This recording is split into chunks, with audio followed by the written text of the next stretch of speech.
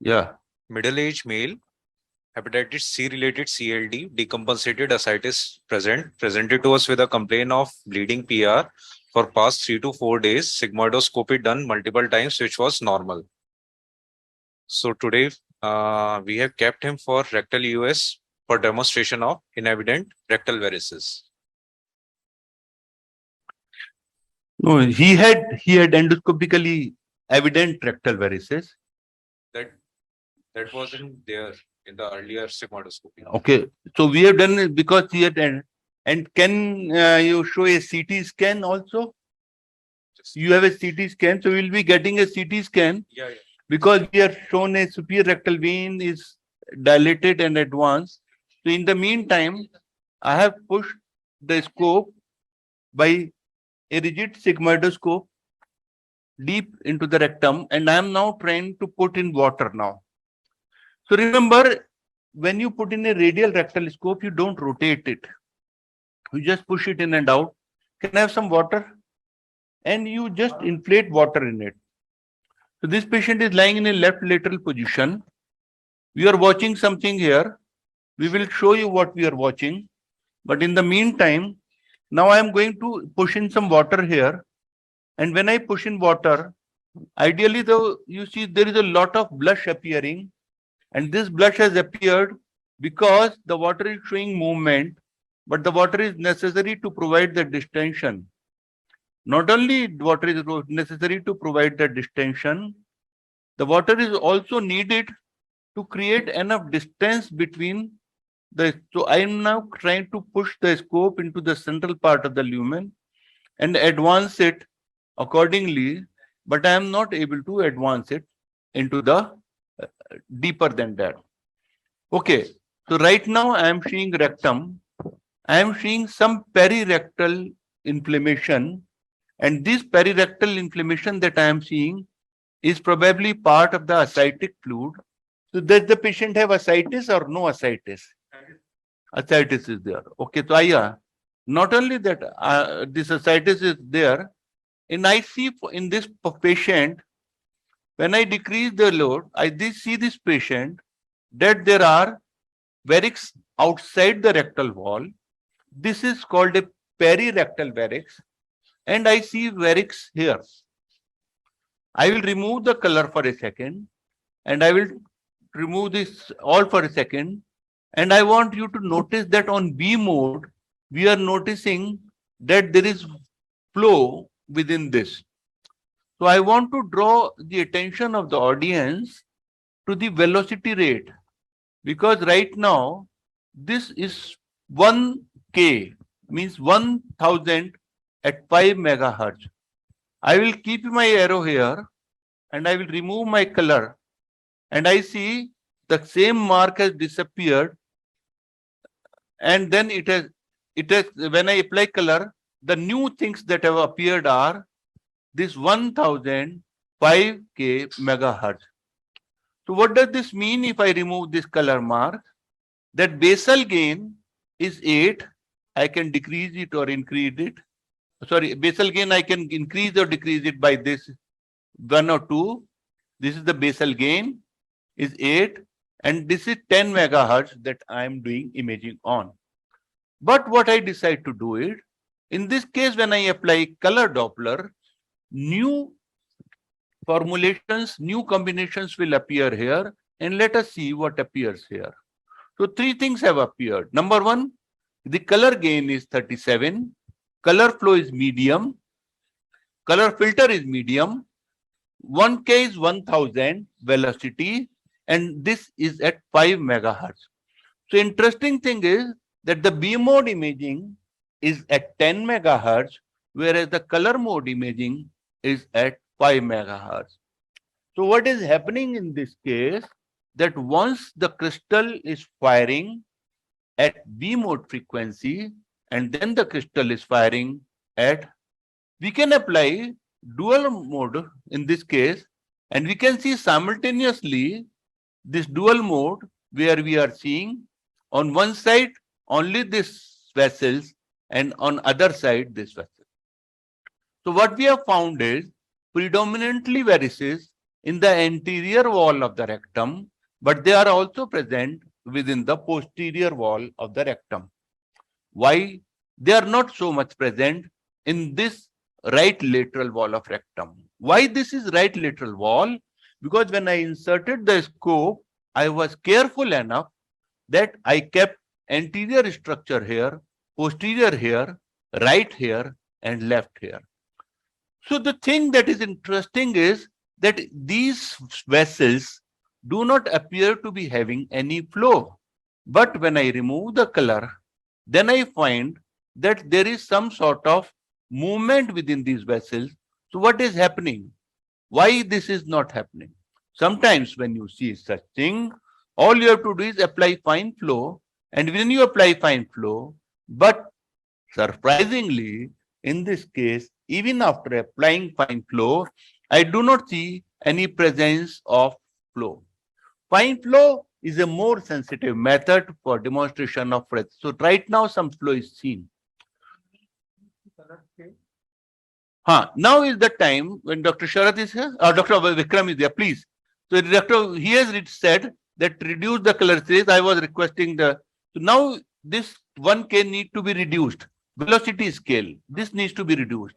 And as we reduced it, the problem is that we have reduced the velocity scale, but the flow has appeared within the varix which were not appeared apparently below. Now we see presence of flow within the entire submucosal varix in the anterior wall, in the left lateral wall, in the posterior wall, and somewhat on the little bit on the right lateral And you can wall. also make the ROI a bit smaller if you want. So although you are at 360 degree, it is showing very beautifully. So yeah, I can make the ROI for color Doppler box may be smaller. The color box. The color box may be made smaller because yes, so this is what you need to do is move the ROI inside, enter it now, and then increase it ROI if you want to.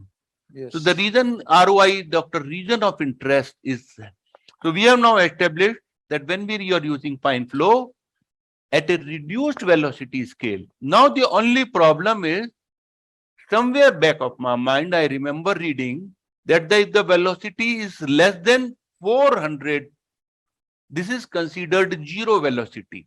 But that can be confusing statement. I will just say that this is presence of flow within the blood vessel. Another reason why we are not seeing that well the flow in this varix is probably because the orientation of this particular varix is very parallel to the transducer orientation. Maybe that is another reason why we are not able to see the flow. That is possible. However, as Dr. Vikram would have said, but I would like to reinforce that there is a difference between presence of direction and presence of intensity of flow, and power Doppler is demonstration of intensity, and power Doppler is not demonstration of direction of flow. Okay. So power Doppler is directional independent, and except very close to 90 degrees.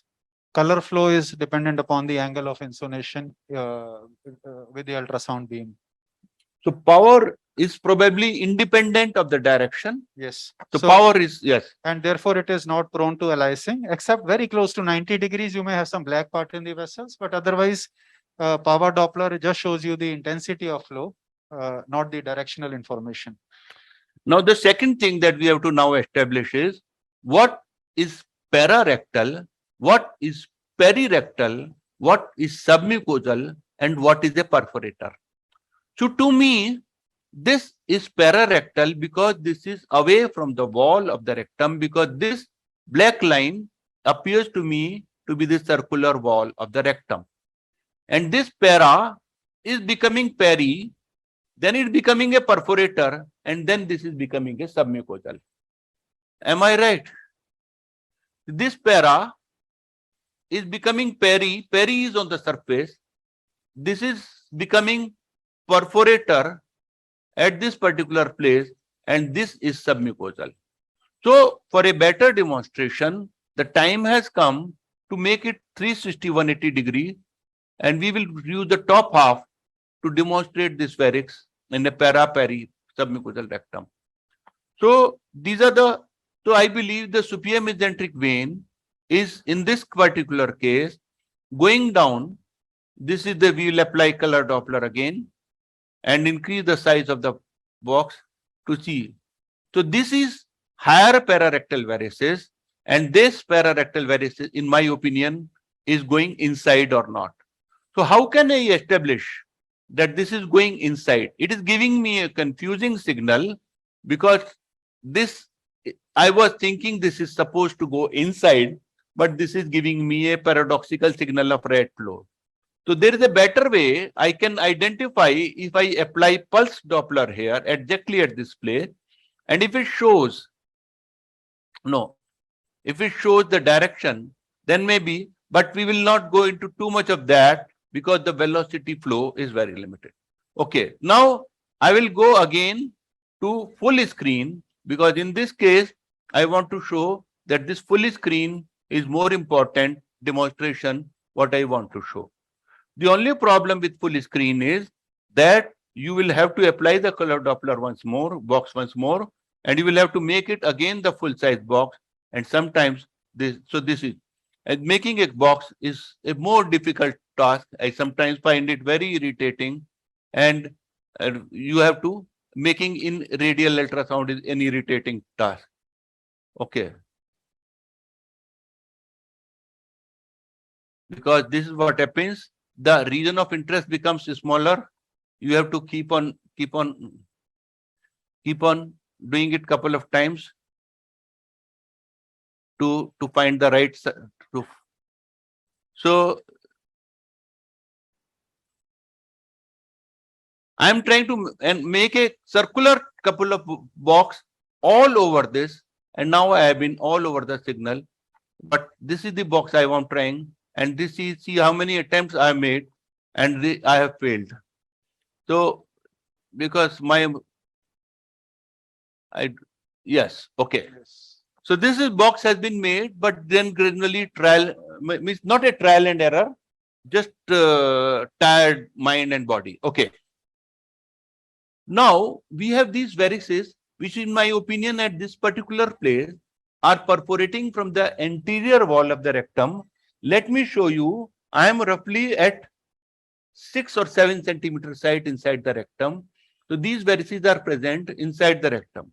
So this varix is towards the probe. So the towards the probe, yes, this is towards the probe because this is the probe. I was falsely assuming that my probe is outside, but this is a radial probe. In this radial probe, the direction of flow is towards the probe. So I was right that this is an inflowing perforator. Am I right, Dr. Vikram? Yes, definitely. So red means it is coming from outside to inside. So Okay. that is what you so this is, nicely showed. So the flow is in this direction coming inside. So now the blood is spreading into the submucosa of the rectum. So what will the blood do? The blood decided to come down along the superior rectal vein, decided to penetrate in the anterior and right lateral and left lateral wall of the rectum, because superior rectal vein divides into two branches. One is the right and left branches, and then they enter at 7 to 10 centimeter distance in the anterior wall of anterolateral wall of rectum, respectively at around 3 or 2 or 11 or 10 o'clock position. So they have entered now into this submucosa. But how will they go out? So this is the time I need a little bit more enlargement, and I need to do a little bit pull out. And when I pull it out at this particular place, this is a place where I would like to just measure the diameter, because this is particular place where Dr. Sahasrati has got something to say. He has been putting in coil, maybe not in rectal varices, but in portal hypertension case, and he has been placing the coils very close to inflowing perforator. Am I right, sir? Yes. So you would like to place coil here?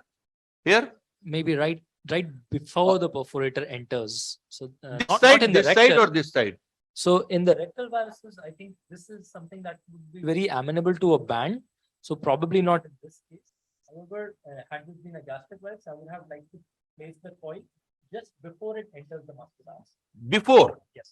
Now, that is a very interesting observation because consistently, this is Dr. Sahaj has shown recently, and he presented it in DDW also, that it is better to see, in this case, we are sure, okay, this is the inflowing perforator. We are sure this is the inflowing perforator. So I would say that placing a coil here is not a bad idea. I was afraid, I asked him, Inka, look, Sahaj, if we are placing coil outside in a pararectal varices, what will happen when they slough off? So the answer was, They won't slough off. it won't slough off. And what he said, that even radiologically, radiologists are putting in coil in the, They are placing coils constantly in the third space in the vessels before they enter the mural structures, and the coils stay there. So so this is a possibly a paradigm, possibly a possible change where people will be placing, but the key to all this will lie in exactly identifying. Now, the second question I would say is that this, in this case, this is one varix and this is varix number 2. As we have seen, when we apply color Doppler, there are 2 varix. So both need, in this case, to be blocked. So probably 2 inflowing perforators need to be blocked is the discussion that we are having. But anyway, we have a very large varix here, and this varix at this particular place has become submucosal, and we can see the submucosal varix. However, I have another submission. You can see probably very clearly that this is the muscularis mucosa, this is the muscularis propria, and this is a large submucosal varix presenting all around. Why cannot they be normal submucosal varix? The definition that I have read it, Vikram will correct me, is if they are less than more than 4 millimeter size. No, this was given by Dr. Dhiman in his gut paper. So less than 2 millimeter they found in controls. Okay. So their definition in gut, and which has been followed, is more than 2 millimeters, 3 or more, was what they defined as abnormal, possibly varices. Okay. So that was Dr. Dhiman's definition. Okay. Now In their gut. that is yes. So we very fondly remember the pioneer of portal hypertension in India, Dr. Dhiman. So we would have loved his presence here, but he is now busy as a director at GPGI. Okay, with a lot of responsibility. So this is now the flow that we are seeing. And remember, my hand is very steady. Dr. Vikram, you would like to show anything else? No, so what is very interesting here is that initially I thought there is one inflow, 1 or 2 outflows, but then practically they arborize, and there are more than 1 inflows when you talk of rectal varices. And I prefer to actually directly inject glue in these, not coil. I found it very difficult for coil, and then you can see the glue flow in these varices. And again, in practice, I would often combine a free hand with a glue because of the cost constraints. 1 needle 19G goes in 1 injection, and they would often need more than 1 injection. So for me, I tried foam sclerotherapy in a lot of patients, which is a foam sclerosant polydocanol, direct polydocanol. Didn't work for me. The varices just persisted. They thrombosed. Immediately, it looks very nice on screen, live demonstration, Doppler gone. When they come back to you and when you follow this patient, the varices are often open. Ditto my experience with glue. So like all varices, including gastric varices, you have to actually obturate them completely. My experience with foam sclerotherapy was very encouraging. I injected foam polydocanol and foam STS along with gel foam in these varices. Thought I have done a very good job. When they came back to me 6 weeks, 8 weeks, all had recanalized. Even though the endothelia seem to have been damaged. Glue seems to be more durable, but 1 or 2 injections because of cost, 1 or 2 19G is gone, and then a little bit top on even with free. But free, I realize after doing US injection, very often we would be mistaken where the needle is because it is so difficult to accurately place in a mound of rectal mucosa exactly into the rectal varices. If you are injecting it freehand with a needle, then I may well be anywhere, not necessarily in the varix. That is Can you please just some start the observation. case on the other side? Okay, so we will be just last 5 minutes of this. Now here is where, so the blood has flown in and it is flowing in the intrinsic rectal venous plexus of the rectal wall, IRVP, but it has to flow out again. So how will this blood flow out, which has come down and which has become?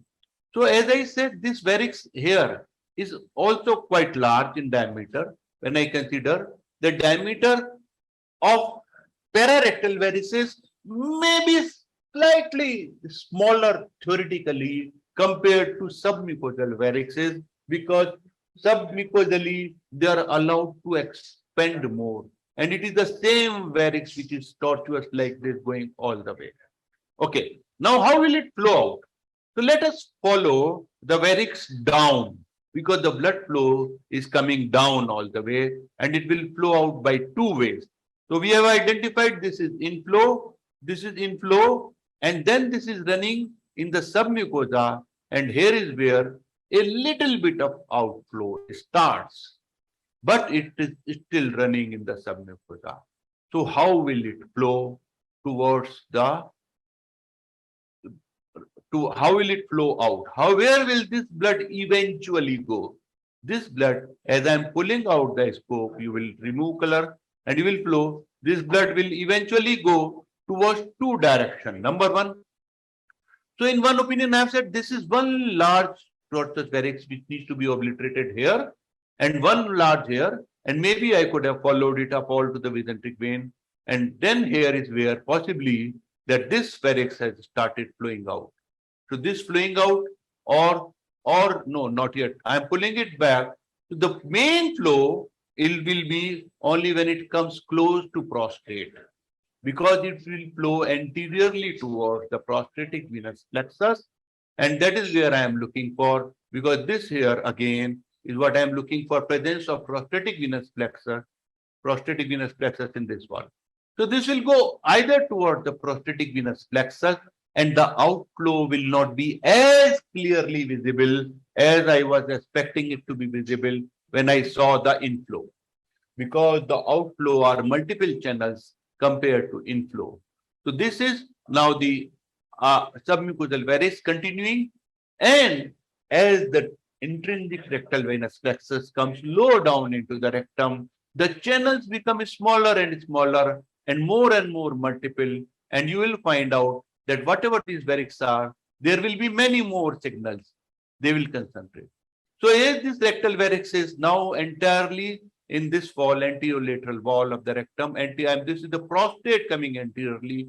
And interestingly, you can see that the signal is much more powerful in the anterior wall of the rectum compared to the posterior wall of rectum. And that is why I would say that given a choice of bending, instead of circumferentially ligating like the rectum in a rectal varix, I will bend the entire anterior wall of rectum from this position to this position, roughly 5 to 7 centimeter below, 5 to centimeter above the anal canal. So this is now. So Dr. Vikram, this is now what I'm saying. These are smaller venous plexuses, and this is what I said. This is going towards the prostate and prostatic venous plexus. This is going towards the prostatic venous plexus as this is.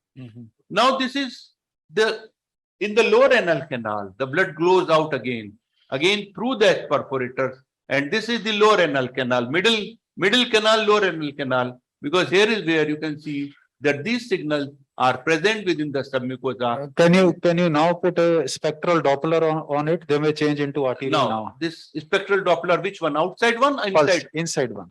Inside one. Now we are very close to the anal canal. It would be very interesting to see what they are now.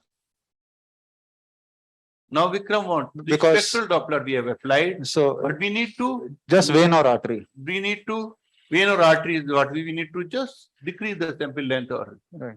so we need to update. Now here is the interesting observation I would like to tell. Okay, this has been mentioned again in the books, though again as these two people who are always will have it tell whatever I read is right or wrong, is arterialization of rectal varices. Whether these varices when they get flow, they get arterialized or not? Because this looked like an arterial signal or venous signal. What is it? I'm very amazed to hear this word arterialized rectal varices. I thought only I believed in it. Yes, this is the word which is So- mentioned in so- one literature. So you are right. There was one Japanese paper, Yes. who recognized it in 2 patients. And I recognize, or I thought I see it in often, but I'm very happy to hear it from the mouth of Dr. Malay also. That sort of validates my observation. If he uses this word, arterialization of a subgroup of rectal varices. Okay. That was my reason of asking you to apply spectral. Yes, yes, fantastic, fantastic. So we were trying to find logic. We were trying to find why. Why should there be arterialization? And hopefully we have found a reason why this varices lower hand could have such a high flow and has a high arterial flow, because the spectrum, Vikram, do you think it is arterial or venous? So when you actually enter into the anal canal, when you transition, they are supposed, see, the rectal varices are not supposed to go into the anal canal. That's the textbook dictum. Huh.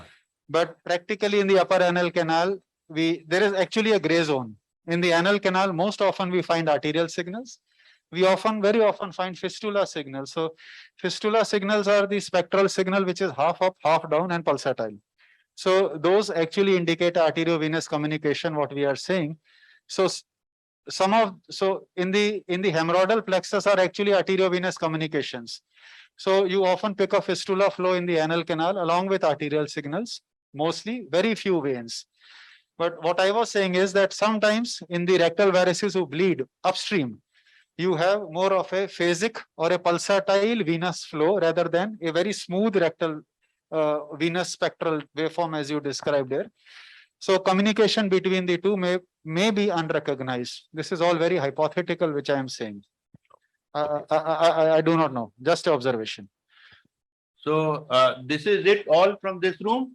So we go to the next case.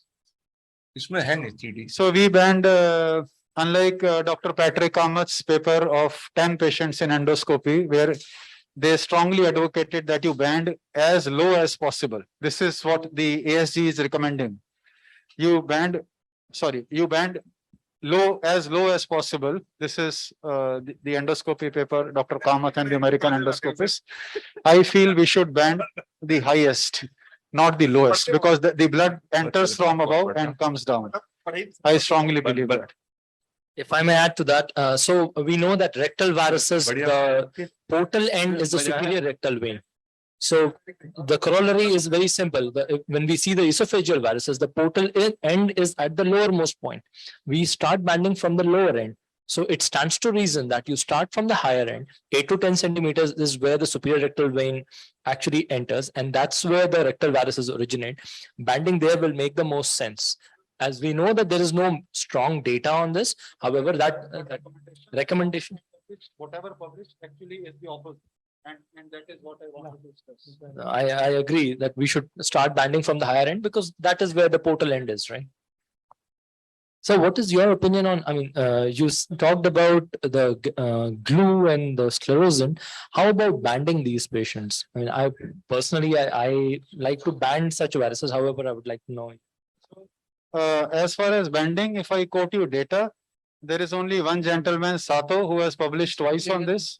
One small non-randomized comparison between EST and EVL in rectal varices showed that EST is superior. Whatever limited data experience exists, that you band here for small varices less than 9 millimeter in diameter.